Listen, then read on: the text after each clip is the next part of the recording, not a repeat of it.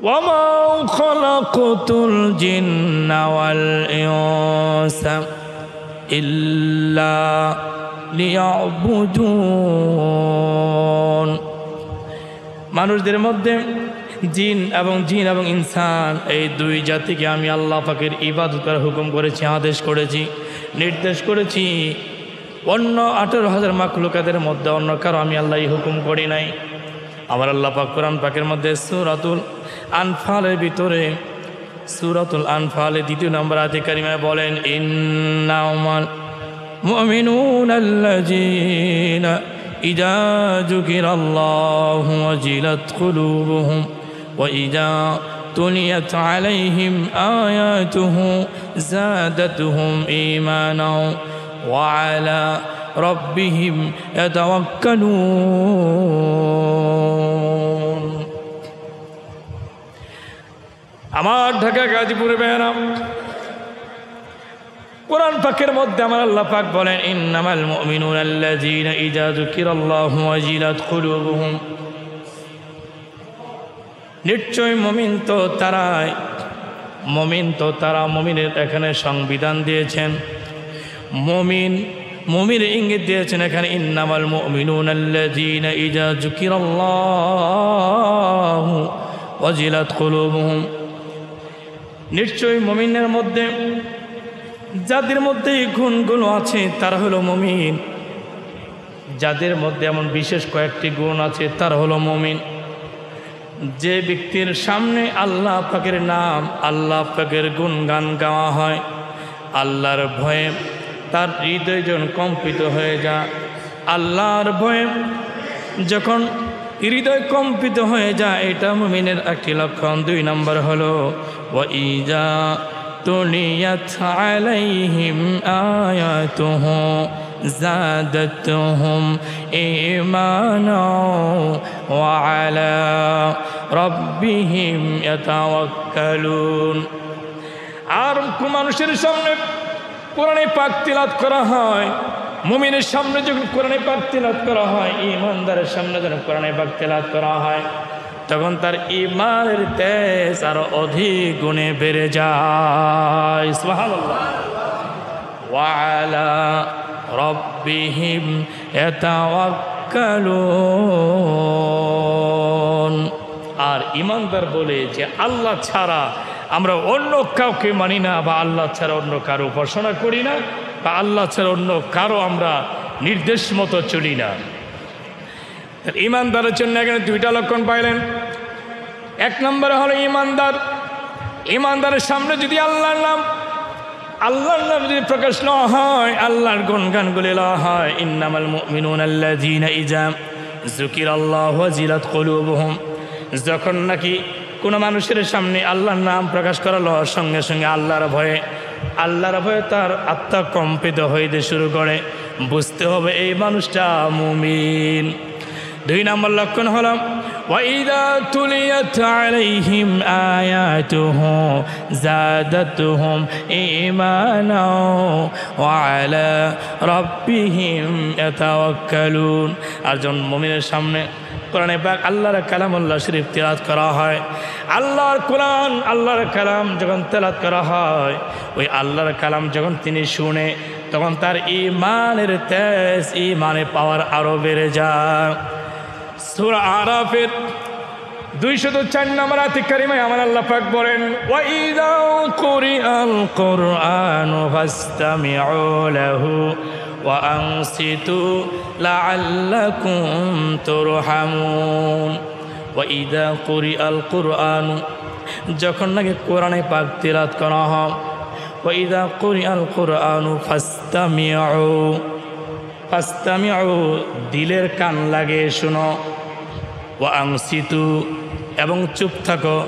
যখন কোরআনে পাক তিলাওয়াত করা হয়, তোমরা দিলের কান লাগায় শোনো, ওয়া আনসিতু, এবং চুপ থাকো, লাআল্লাকুম তুরহামুন, যেন তোমাদের উপরে আল্লাহ পাকের রহমত নাজিল হয়। এই জন্য কোরআনে পাক তিলাওয়াত করার সময় চুপ থাকতে হয়। যেমন মসজিদে কেউ যদি নামাজ পড়ে এই নামাজরত অবস্থা কেউ জোরে জোরে কোরআনে পাক তিলাওয়াত করতে পারবে না। আর কেউ যদি দেখতেছেন যে আগে থেকে কোরআনে পাক জোরে জোরে কোরআনে পাক তিলাওয়াত করতেছে, আপনি যদি সময় সুযোগ থাকে তবে আপনি সে কোরআনে পাক আপনি দিলের কান লাগে আপনি শুনতে পারেন। কারণ যে কোরআনে পাক তিলাওয়াত করে যে সওয়াব পায়, যে পরিমাণে সওয়াব পায়, আর যিনি কোরআনে পাক তিলাওয়াত শুনেন সে ওই পরিমাণে সে সওয়াব পায়। এই জন্য কোরআন পাক কী করতে হবে? দিলে কান লাগে কোরআন পাক দিলে কান লাগে শুনতে হবে। আমার আল্লাহ পাক বলেন وقال الذين كفروا لا تسمعوا لهذا القرآن والغوا فيه لعلكم تغلبون। আমার নবী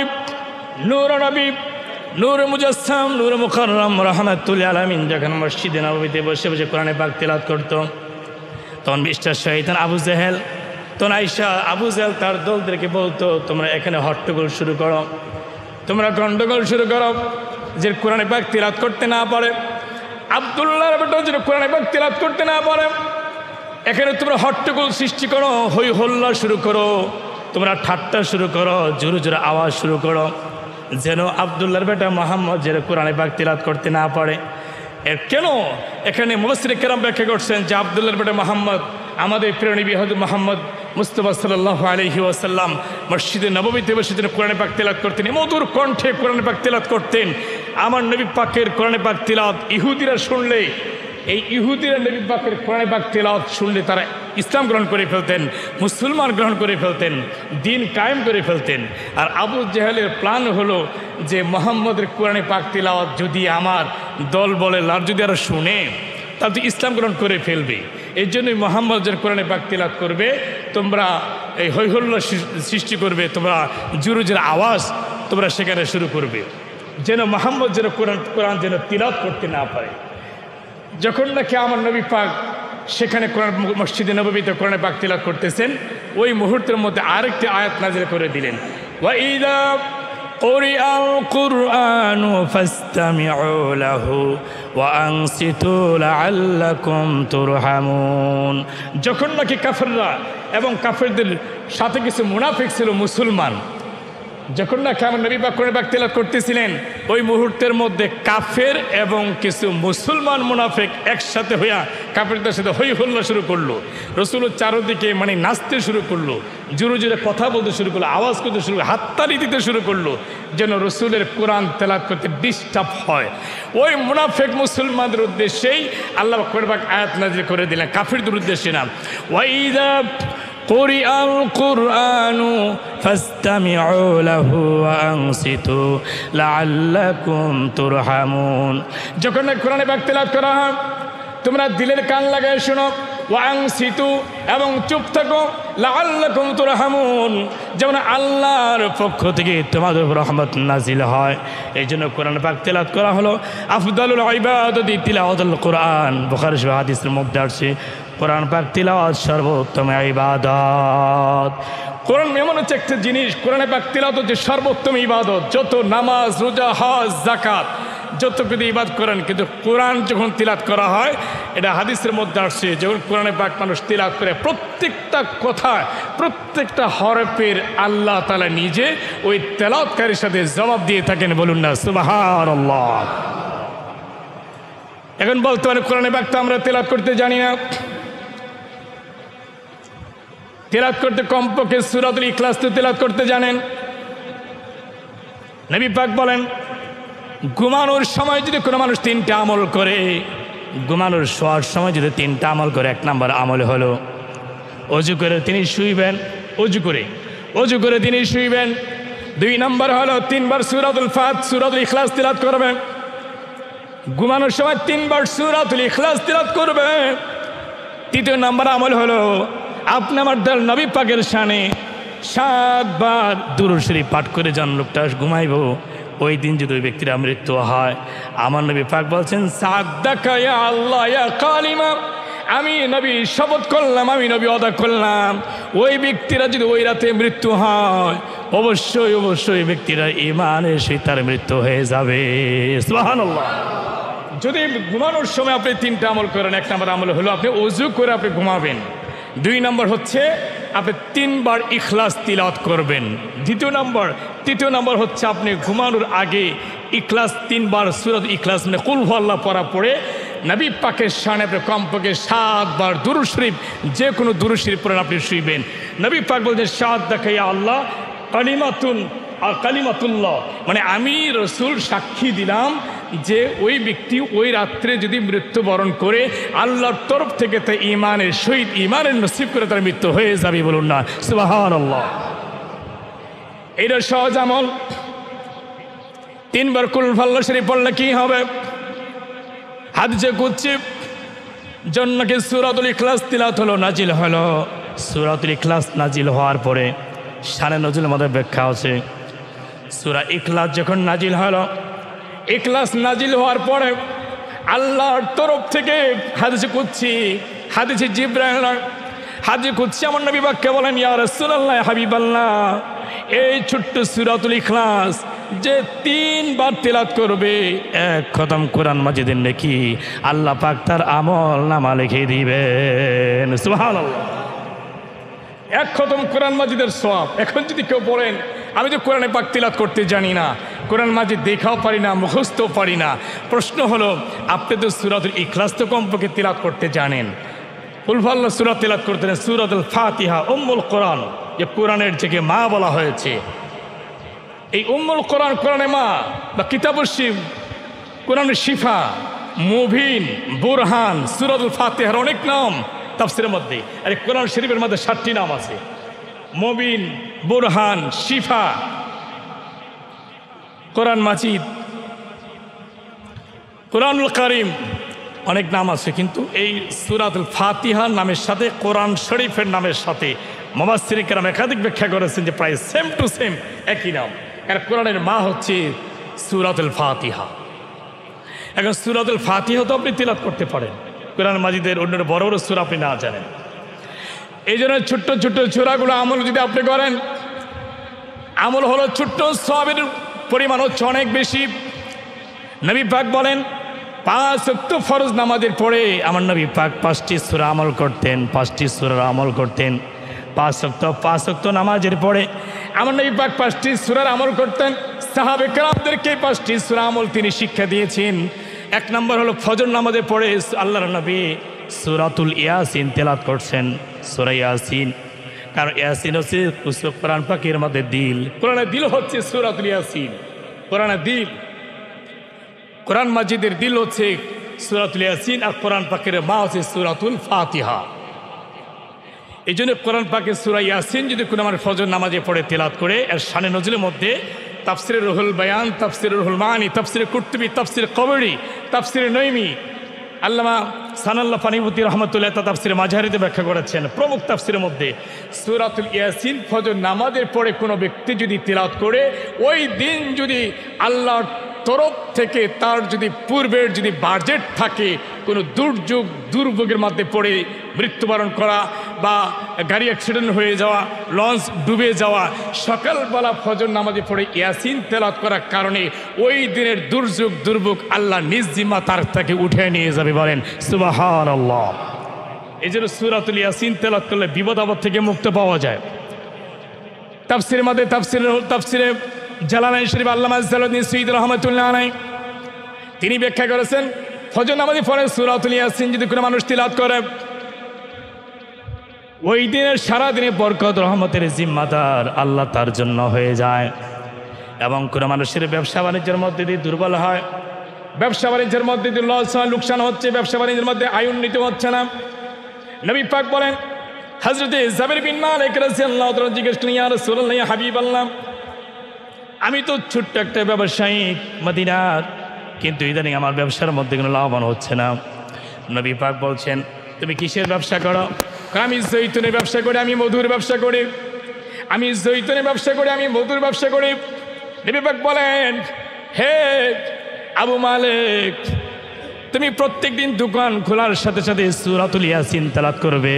সূরাতুল ইয়াসিন যদি তুমি তেলাওয়াত করো, সূরাতুল ইয়াসিন তেলাওয়াতের ফজিলতে, বরকতে, রহমতের উসিলায় আল্লাহ তোমার দোকানের মধ্যে অধিক পরিমাণে বেচা কেনার ব্যবস্থা হয়ে যাবে। সুবহানাল্লাহ। সূরা ইয়াসিন তেলাওয়াত করলে আপনি বিপদ আপদ থেকে উদ্ধার হয়। আপনি ব্যবসা বাণিজ্য যদি আপনি লস হয়, ব্যবসা বাণিজ্যের মধ্যে খায়ের বরকত রহমত আল্লাহ তাআলা দান করেন। এবং প্রসব বেদনা মহিলাদের মধ্যে, মায়েদের যদি প্রসব বেদনা শুরু হয়, হাদিসের মধ্যে আসছে একজন সাহাবী দৌড়ে আমার নবী পাকের কাছে আসেন, ইয়া রাসূলুল্লাহ, ইয়া হাবিবাল্লাহ, আমার প্রথম স্ত্রী, প্রথম সন্তান, ডেলিভারি শুরু হচ্ছে, কিন্তু তীক্ষ্ণ ব্যথা, আমার স্ত্রীর তীক্ষ্ণ ব্যথা শুরু হয়ে গেছে, কিন্তু লং টাইম প্রসব বেদনা, চিৎকার করতেছে আমার স্ত্রী।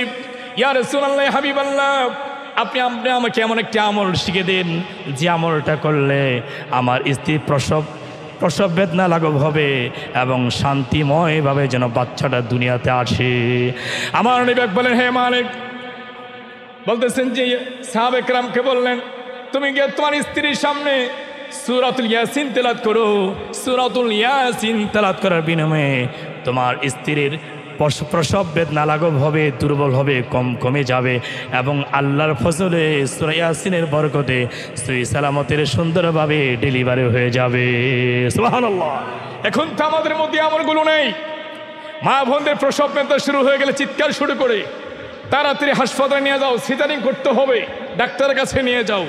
আল্লাহর উপরে কোনো ভরসা নেই। বর্তমান যেমন এমন একটা শুরু হয়ে গেছে। মায়েদের প্রসব বেদনা শুরু হয়ে গেলে আগে মানুষের দোয়া করতো, চারোদিকে মানুষের দোয়ার একটা হই হল্লা শুরু হয়ে যেত, দোয়া করতো মানুষে, আল্লাহকে চিৎকার করে মানুষকে ডাকতো, হি আল্লাহ, হি আল্লাহ, তাড়াতাড়ি সহি সালামতে আমার বাচ্চারা প্রসব করে দাও, আমার মেয়ের বাচ্চারা প্রসব করে দাও, আমার মায়ের বাচ্চারা প্রসব করে দাও, আল্লাহকে চিৎকার করে ডাকতো। এখন আল্লাহকে ডাক নাই, তাড়াতাড়ি হাসপাতালে নিয়ে যাও, সিজারিং করতে হবে, তাড়াতাড়ি সিজার করে নিতে হবে। আল্লাহর উপরে কোনো তাওয়াক্কুল নাই, আল্লাহর উপর তাওয়াক্কুল করতে হবে। আল্লামা জালালউদ্দিন সুয়ুতী রাহমাতুল্লাহি আলাইহি তিনি বলেন, শারহ সুদূর নামে একটা ফিকার কিতাব তিনি লিখেছেন। তিনি বলছেন, আমার পরীক্ষিত আল্লামা জালালউদ্দিন সুয়ুতী রাহমাতুল্লাহি আলাইহি তিনি বলেন, আমার 4টি বাচ্চা হয়ে গেছে, আমার স্ত্রীর 4টি সন্তান আল্লাহ দান করেছেন। 4টি সন্তানের প্রসবের সময় আমি ছিলাম, উপস্থিত ছিলাম, এবং 4টি বাচ্চা প্রসবের সময় আমি আল্লাহর কালাম সূরা ইয়াসিন আমি তেলাওয়াত করেছিলাম। সুবহানাল্লাহ। যখন নাকি আমার বাচ্চা প্রসব হয়ে গেল, সহজেই আমার এই বাচ্চা প্রসব হয়ে যায়। সুবহানাল্লাহ। অতি সহজে বাচ্চা প্রসব হয়ে যায়। এই জন্য কোনো বিপদ আপদের মধ্যে যদি আপনি পড়েন, তাহলে সূরাতুল ইয়াসিন আপনি তেলাওয়াত করেন ফজর নামাজে পড়ে। এই জন্য আমার নবী পাক বলছেন, 5 ওয়াক্ত নামাজের পরে আমার নবী পাক 5টি সূরা তেলাওয়াত করেছেন। ফজর নামাজে পড়েছেন সূরাতুল ইয়াসিন, জোহর নামাজের পরে সূরাতুল ফাতিহা 26 নম্বর সিপারা, সূরাতুল ফাতিহা, ইন্না ফাতাহনা লাকা ফাতহান মুবিনা, ইন্না ফাতাহনা লাকা ফাতহাম মুবিনা। এই সূরাতুল ফাতিহা নাজিল হয়েছে জোহর নামাজের পরে আমার নবী পাক সূরাতুল ফাতিহা তেলাওয়াত করতেন। সূরাতুল ফাতিহা, ইন্না ফাতাহনা লাকা ফাতহাম মুবিনা, সূরাতুল ফাতিহা তেলাওয়াত করতেন। আসরের নামাজের পরে সূরাতুন নাবাই, আসরের নামাজের পরে সূরাতুন নাবাই তেলাওয়াত করতেন। 30 নম্বর সিপারা, প্রথম নম্বর পৃষ্ঠা, 30 নম্বর সিপারা, প্রথম নম্বর পৃষ্ঠা, যেটা আমরা আমপারা পড়ি। এই 30 নম্বর সিপারা, প্রথম নম্বর পৃষ্ঠা সূরাতুন নাবাই আসরের নামাজে পড়ে আমার নবী পাক তিলাওয়াত করতেন। মাগরিবের নামাজে পড়ে তিলাওয়াত করতেন সূরাতুল ওয়াকিয়া। সূরাতুল ওয়াকিয়া তিলাওয়াতের ব্যাপারে আমার নবী পাক বলেন, একদিন আম্মাজান মা ফাতিমাতুজ জাহরা রাদিয়াল্লাহু তাআলা আনহা আমার নবী পাককে বললেন, আব্বাজান আজ 3 দিন ধরে আমার ঘরের চুলায় কোনো আগুন জ্বলে না। ইয়া রাসূলুল্লাহ, ইয়া হাবিবাল্লাহ, আমার ঘরে কোনো অভাব অনটন দূর হচ্ছে না, আমার অভাব অনটন দূর হচ্ছে না। ইয়া রাসূলুল্লাহ, ইয়া হাবিবাল্লাহ, আব্বাজান আমার ঘরে আপনার 2টা নাতি আছে, আপনার 2টা নাতি খুব কষ্ট করতেছে খাওয়ার জন্যে। নবী পাক বলেন, নবী পাক বললেন, ফাতেমা তোমার ঘরে প্রত্যেক দিন মাগরিব নামাজের পরে সূরা ওয়াকিয়া তেলাওয়াত করবে। মাগরিবের নামাজে পড়ে সূরা ওয়াকিয়া তেলাওয়াত করবে। মাগরিবের নামাজে পড়ে সূরাতুল ওয়াকিয়া যদি তুমি তেলাওয়াত করো, আল্লাহর খাস জিম্মা ওই ঘরের মধ্যে বরকতের ফয়সালা হয়ে যাবে, ওই ঘরের মধ্যে আল্লাহ রিজিকের ব্যবস্থা হয়ে যাবে। সুবহানাল্লাহ। নবী পাকের একজন সাহাবী আব্দুল্লাহ ইবনে জামু, ন্যাংরা সাহাবী। এই সাহাবীটা ছিল ন্যাংরা, আব্দুল্লাহ ইবনে জামু রাদিয়াল্লাহু তাআলা। এমনি তো ন্যাংরা, কিন্তু কাজ করতে পারে না, কিন্তু ন্যাংরা হতে পারে, কিন্তু ইমানের ক্ষেত্রে তার অনেক তেজ ছিল। আব্দুল্লাহ ইবনে জামু সাহাবী, ওনার প্রচুর পরিমাণে তার আপনার ইমানি তেজ ছিল, কিন্তু গায়ের শক্তি ছিল, কিন্তু পা ন্যাংরা ছিল। তার একটা পা আর একটা হাত তার ন্যাংরা ছিল। আব্দুল্লাহ ইবনে জামু নবী পাক বললেন, ইয়া রাসূলুল্লাহ, হাবিবাল্লাহ, আমার তো একটা পা ন্যাংরা জন্মগতভাবে, একটা হাত আমার ন্যাংরা, কিন্তু আমার সংসারের অভাব অন্টন, আপনি আমাকে আমার একটা আমল শিখিয়ে দিন, যে আমলটা করলে আমার সংসারের আমার অভাব অন্টন আমার দূর হয়ে যাবে।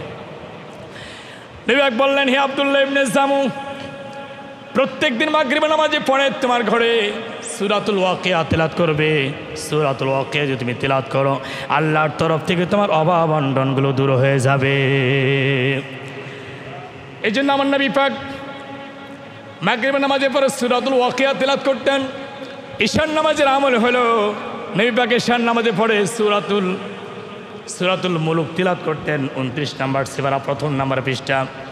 তাবারাকাল্লাযী বিয়াদিহিল মুলক ওয়া হুয়া আলা কুল্লি শাইইন কাদির আল্লাযী খালাকাল মাউতা ওয়াল হায়াতা লিয়াবলুয়াকুম আইয়ুকুম আহসানু আমালা ওয়া হুয়াল আজিজুল গফুর।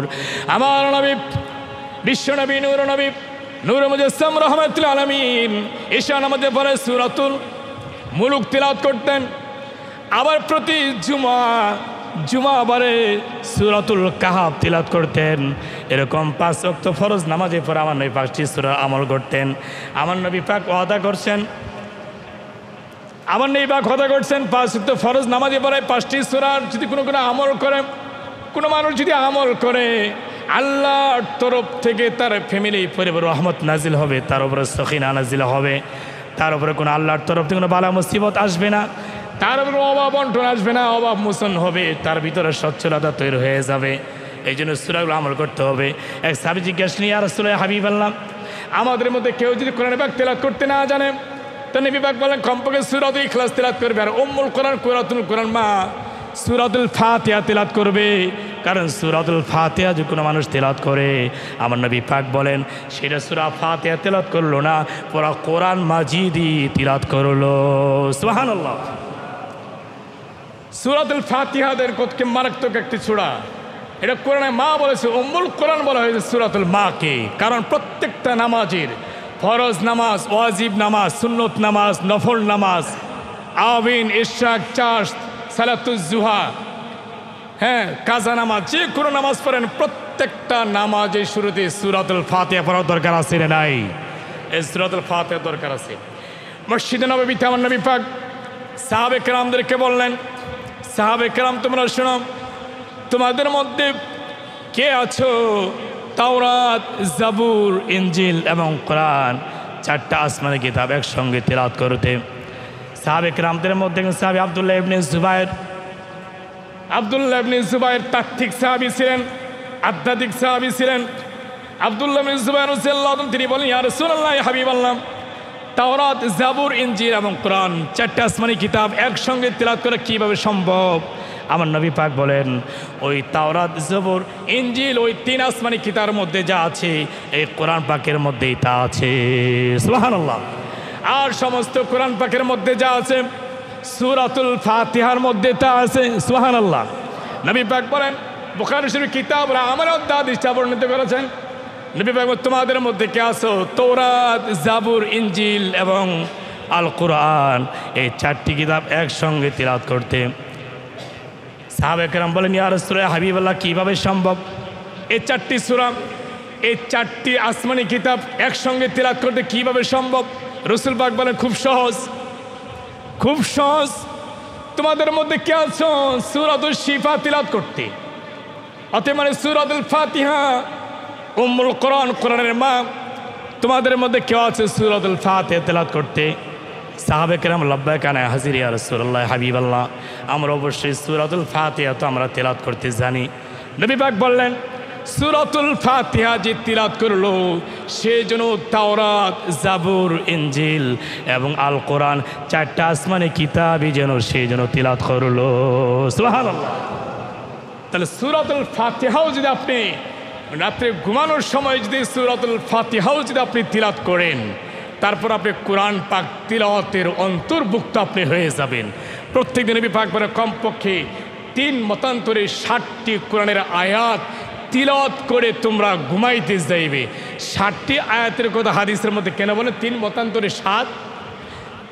3 আয়াতকে বোঝানো হয়েছে সূরাতুল ইখলাস এবং 7 আয়াতকে বোঝানো সূরাতুল ফাতিহা। এই সূরাতুল ফাতিহা তিলাওয়াত করলো রাসূল পাক বলছেন ঘুমানোর সময় যদি সূরাতুল ফাতিহা কেউ তিলাওয়াত করে তাহলে সে যেন সূরা ফাতিহা তিলাওয়াত করলো না, তাওরাত, জাবুর, ইনজিল এবং আল কোরআন 4টি আসমানি কিতাব তিলাওয়াত করে খতম করে তারপর সেই জন্য ঘুমাইল। বলেন না সুবহানাল্লাহ। কিন্তু আমলটা ছোট্ট, সওয়াবের ক্ষেত্রে কিন্তু অনেক বড়। কিন্তু আমাদের এটাই সবচেয়ে বড় আফসোস বর্তমান সমাজ প্রেক্ষাপটে। যুবকরা দেওয়ার কথাই নেই। বর্তমান এমন এক দাজ্জাল নামছে দেশে, বিশ্বে যে ফেসবুক নামে যে একটা বিষয়, ফেসবুক নামে যে একটা সমস্যা যে বের হয়েছে আমাদের মধ্যে, এটা যুবকদের ঘন্টার ঘন্টা রাতের রাত দিনের দিন ফেসবুকের মাধ্যমে যুবকদের সময় চলে যায়। অস্বীকার করার কোনো কারণ নাই। এটা মানুষকে বেশি উপকার করে নাই, ক্ষতি বেশি করেছে। তারপরে কোরআন পাক এখন আখেরের জামানা, আমরা পুঙ্খানুপুঙ্খানুভাবে আমরা আমল ওই পরিমাণে করতে পারি না, কিন্তু কিছু কিছু আমল যা আছে আমাদের তো অবশ্যই আমাদের আমলগুলো করতে হবে। রাসূল যে বললাম যে 5 ওয়াক্ত ফরজ নামাজের পরে 5টি সূরা তিলাওয়াত করতেন। এরপর আপনি সূরাতুল ফাতিহা তিলাওয়াত করলে কি তিলাওয়াত করলেন? সূরাতুল ফাতিহা তিলাওয়াত করলেন না, সূরাতুল ফাতিহা তিলাওয়াত করলেন তো আপনি তাওরাত, জাবুর, ইনজিল এবং আল কোরআন পুরো 4টি আসমানি কিতাবে আপনি তিলাওয়াত করলেন। সুবহানাল্লাহ। তাওরাত, জাবুর, ইনজিল এবং কোরআন 4টা আসমানি কিতাব তিলাওয়াত করে রাসূল পাকের বাণী।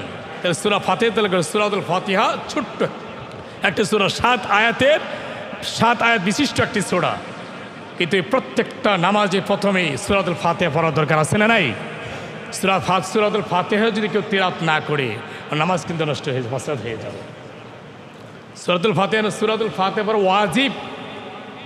ওয়াজিব যদি তরফ হয়, ইচ্ছাকৃতভাবে তরফ করলে তো নামাজ ফাসাদ হয়ে যাবে। আর অনিচ্ছাকৃতভাবে যদি ওয়াজিব তরফ হয়, নামাজে সাহু সিজদা দিতে হবে।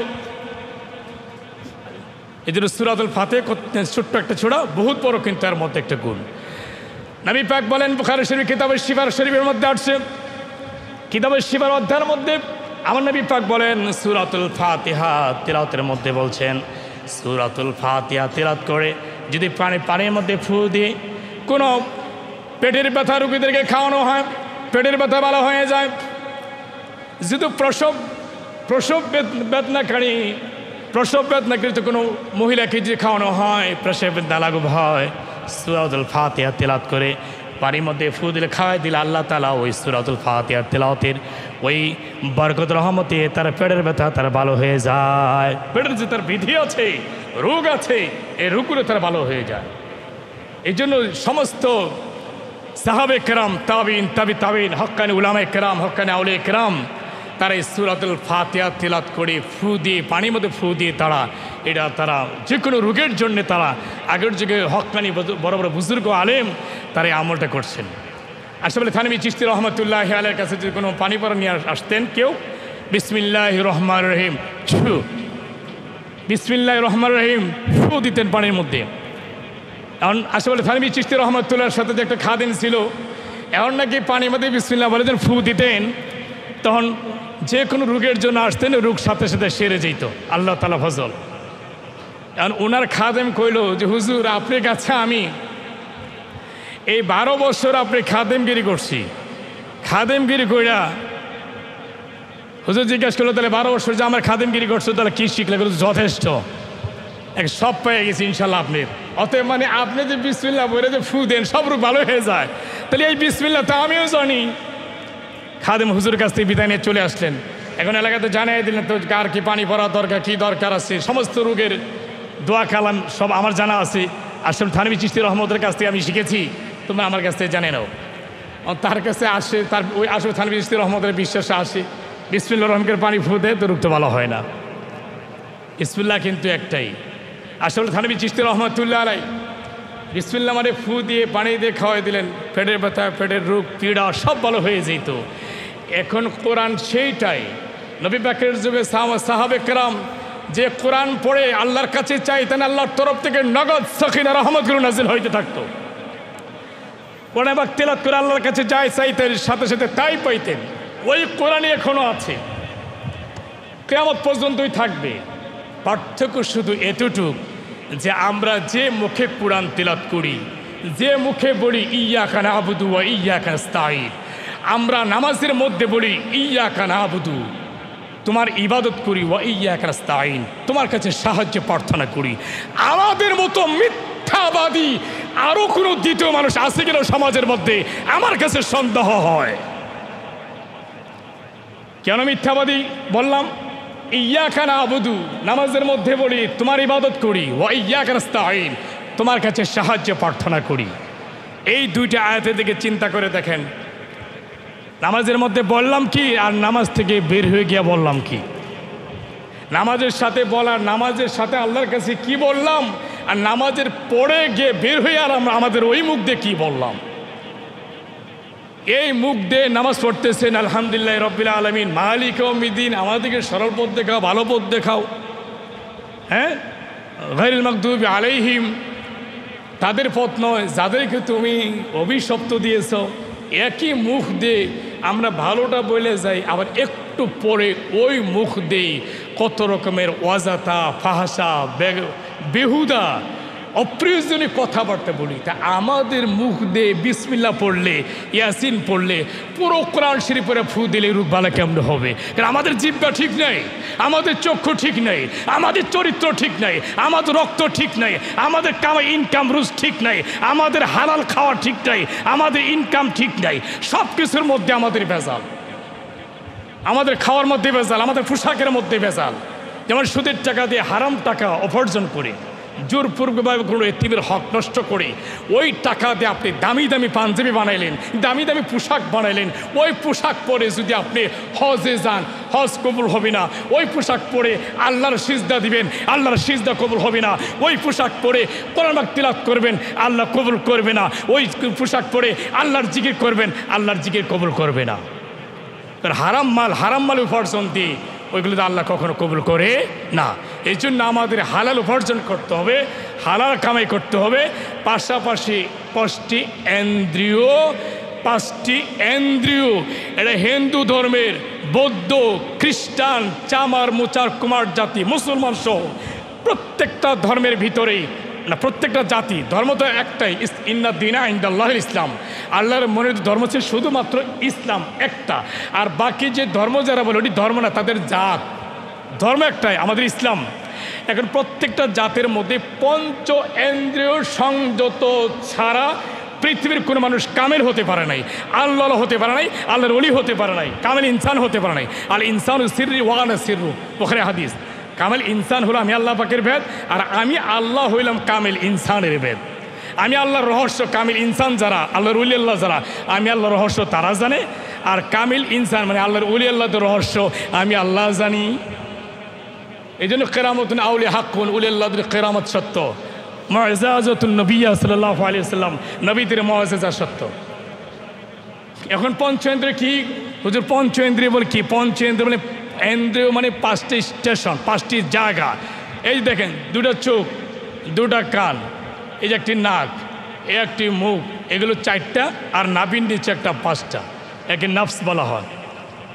নফসে আম্মারা, নফসে লাওয়ামা, নফসে মুতমাইন্না।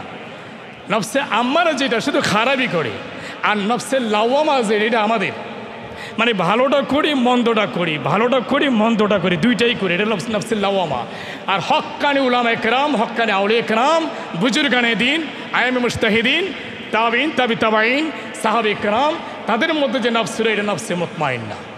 এদের মধ্যে খালি ভালোটাই ছিল, বোরা ছিল না, কোনো খারাপ ছিল না।